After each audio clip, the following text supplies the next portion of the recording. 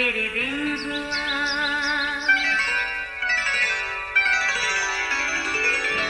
नया फिर दिन हुआ, पुरानी रात का करे सो शुक्र हम खुदा की जात का, खुदा की जात का नया फिर दिन हुआ।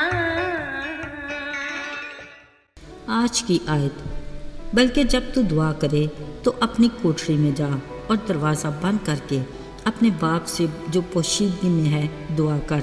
इस सूरत में तेरा बाप जो पोशीदगी में देखता है तुझे बदला देगा। मत्ती 6:6 आयत। अजीज़ों, यीशु मसीह की ज़मीनी ज़िंदगी में वो सरापा मिसाली किरदार के मालिक थे। उनका तर्ज़ ज़िंदगी, गुफ्तगू, तालीम देने का अंदाज़, हर वक्त पीछा करती बड़ी भीड़ के साथ रवैया और सलूक अपने शागिर्दों के साथ रख रखाव। उनके शागिर्दों ने अक्सर देखा होगा कि इन सारी मसरूफियात के बावजूद वो अपना वक्त अपने बाप खुदा से बात करने यानी दुआ में ज़रूर गुजारते थे। एक दिन शागिर्दों ने अपने उस्ताद से दरख्वास्त की और कहा, हमें भी दुआ मांगना सिखा।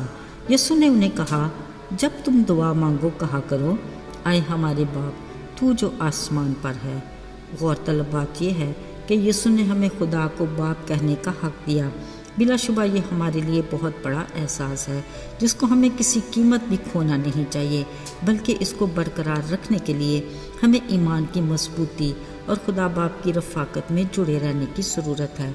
दुआ करना यानी आसमानी बाप से बातें करना इतना आसान नहीं, क्योंकि उस अजीम हस्ती से कुछ मांगने या शुक्रगुजारी के लिए उसकी इज़्ज़त और एहतराम के साथ उसकी मर्ज़ी जानना भी ज़रूरी है। अगरचे वो हमारे बोले अल्फाज को अहमियत नहीं देता, मगर बहुत कुछ और गैर मामूली बोलना उसे पसंद नहीं और ना ही कभी दिखावा उसके मन को भाया, बल्कि इस तरह के अंदाज को उसने रियाकारी कहा। असल में दुआ करने का तरीका उस दौर के मजहबी लीडरों और ठेकेदारों का था, जो बाज़ारों के मोड़ों और इबादत खानों में खड़े होकर दुआ करना पसंद करते थे ताकि सब उनकी सुने और देखें। याद रहे, यीशु ने अपनी तालीम में बार बार इस बात को दोहराया ताकि सुनने वाले याद रखें। रियाकारी खुदा को पसंद नहीं और रियाकारों की मिसाल देकर तलकीन भी की कि इनकी मानद ना बनो, क्योंकि इन जैसे लाखों मोमन और दीनदार बनते रहें फिर भी ये खुदा की नज़र में नाकाबिल कबूल हैं, ये बेफल हैं और खुदा के पास इनके लिए कोई अजर नहीं। याद रहे, रियाकारी वो दोगलापन है जो दिल की असल हालत की तर्जुमानी नहीं करता। ऐसे में हम खुदा को धोखा नहीं दे सकते, जबकि वो तो ऐसा खुदा है जो खुद हमारे दिल को जांचता और परख लेता है। अजीज़ों, खुदा के नज़दीक हमारी दुआ की कबूलियत का क्या मेयार होता है? उसने वाज़ेह अल्फाज और आसान तरीक़ेकार बताया और कहा, जब तू दुआ करे तो अपनी कोठड़ी में जा और दरवाज़ा बंद करके अपने बाप खुदा से जो पोशीदगी में है दुआ कर। इस सूरत में तेरा बाप जो पोशीदगी में देखता है तुझे बदला देगा। दुआ मांगने का सबसे खूबसूरत अंदाज जो बिलाशुबा खुदा को पसंदीदा है यही है। अजीज़ों, किसी के सामने दरख्वास्त करने के लिए कुछ क़वायद व ज़वाबित होते हैं जिन पर अमल पैरा होना ज़रूरी है। कलाम मुक़द्दस में दुआ के बारे में एक और बात का भी ख्याल रखना चाहिए। जिस तरह खुदा का नाम बेफ़ायदा लेने की ममानियत है, इसी तरह दुआ में भी बहुत ज़्यादा ना बोलने की तलकीन की गई है, यानी लंबी दुआ मांगना दुआ कबूल होने की ज़मानत नहीं। लिहाजा कलाम मुक़द्दस के मुताबिक दुआ में एहतियात और अता करदा असूलों पर अमल करने की ज़रूरत है। अजीज़ों, बावजूद इन सब बातों के उस शफीक मेहरबान रहीम बाप ने दुआ के बारे में नहायत खूबसूरत अल्फाज कहकर हमें तसल्ली दी कि खातिर जमा रखो, तुम्हारा बाप तुम्हारे मांगने से बहुत पहले जानता है कि तुम किन किन चीज़ों के मोहताज हो। ज़रा सोचिए, क्या कोई ऐसा माबूद है जो हमारे आसमानी बाप की तरह सुनता है, जवाब देता और तसल्ली देता है? कोई भी नहीं ना।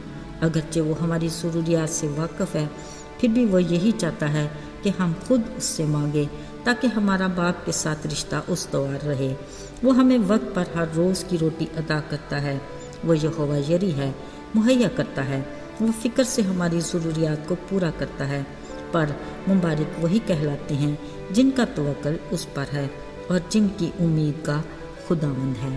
عزیزو، شکر خدا کا کہ وہ آج اور کل بلکہ ابد تک یکساں خدا ہے۔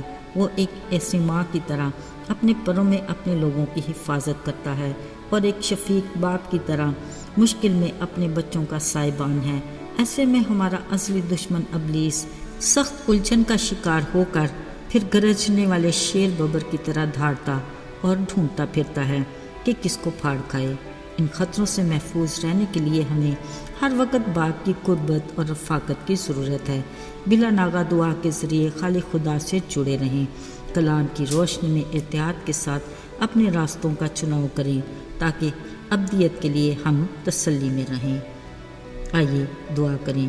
آئے ہمارے آسمانی باپ، ہم شکر گزار ہیں کہ تیرے دروازے ہمیشہ ہمارے لیے کھلے رہتے ہیں۔ تو زندہ خدا ہے جو ہماری سنتا اور جواب دیتا ہے، کیونکہ تو با اختیار ہے۔ ہمارے ایمان کو مضبوط کر تاکہ ہم تیرے نام کی قدرت سے ہمیشہ فتح مند رہیں۔ یسوع کے جلالی اور مبارک نام میں مانگتے ہیں، آمین۔